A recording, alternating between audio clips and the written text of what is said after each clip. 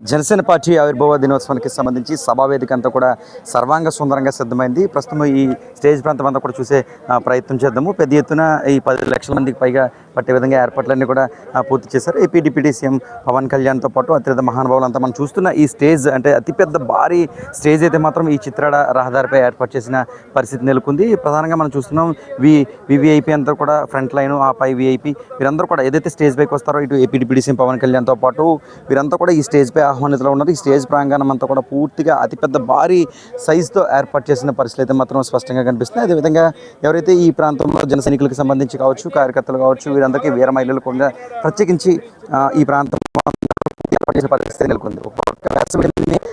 కూడా అధికంగా ఉన్న నేపథ్యంలో ప్రత్యేకంగా గ్యాలరీలతో పాటు మంచినీళ్ళు కావచ్చు, ఈ మజ్జిగ కావచ్చు, ఇవన్నీ కూడా ప్రత్యేకంగా ఏర్పాటు చేశారు. దాదాపు 10 లక్షలు పట్టే విధంగా ఈ సభా వేదిక అంతా కూడా సిద్ధమవుతున్న పరిస్థితి దాదాపుగా సిద్ధమైన కూడా చెప్పుకోవచ్చు. మహిళలు కావచ్చు పూర్తి అని కూడా చెప్పుకోవచ్చు. ప్రస్తుతం ఉదయం 10:30 గంటల సమయం అయింది. ఈ నేపథ్యంలోనే కుర్చీలు మొదటి వరుస, రెండో వరుస, మూడో వరుసతో పాటు ఓపెన్ అంటే జాతీయ ప్రధాన రహదారిపై నుంచి కూడా పవన్ కళ్యాణ్ వీక్షించే విధంగా ఈ సభ అనేది కూడా సర్వాంగ సుందరంగా సిద్ధమైందని చెప్పుకోవచ్చు. అయితే ఎల్ఈడి స్క్రీన్లు కూడా ప్రత్యేకంగా ఏర్పాటు చేశారు. ఈ ప్రాంతంలో పూర్తిగా డిజిటల్ ఎక్కడికక్కడ అంటే స్టేజ్ పైన ఉన్న పవన్ కళ్యాణ్ కావచ్చు, ఆయన స్పీచ్ కావచ్చు, ఇదంతా వినే విధంగా డైరెక్ట్గా ఈ డిజిటల్ స్క్రీన్ మీద వినే విధంగా కూడా ఏర్పాట్లు పూర్తి చేసిన పరిస్థితి మాత్రం నెలకొంది. పెద్ద ఎత్తున ఇప్పటికే రాష్ట్ర నలుమూలనే కాదు దేశ నలుమూలనే కూడా పవన్ కళ్యాణ్కి సంబంధించిన అభిమానులు కావచ్చు, కార్యకర్తలు కావచ్చు ఈ ప్రాంతానికి చేరుకుంటున్న పరిస్థితి మాత్రం స్పష్టంగా కనిపిస్తుంది. రహదారి అంతా కూడా పవన్ కళ్యాణ్ అభిమానులతో చేరుకుంటున్నారు. మరి కొంతమంది పాదయాత్రగా కూడా ఈ ప్రాంతానికి చేరుకుంటున్నారు. దాదాపు ఈ ప్రాంగణం అంతా కూడా సాయంత్రం 3 అయిందంటే పూర్తిగా కిక్కిరిసే అవకాశం ఉంది. జిల్లా ఎస్పీతో పాటు ఇటు ఏఎస్పీ కావచ్చు, డిఎస్పీలు, పోలీసులంతా కూడా ప్రత్యేకంగా ఎటువంటి అవాంఛనీయ ఘటనలు జరగకుండా ప్రత్యేకంగా పర్యవేక్షిస్తున్నారు.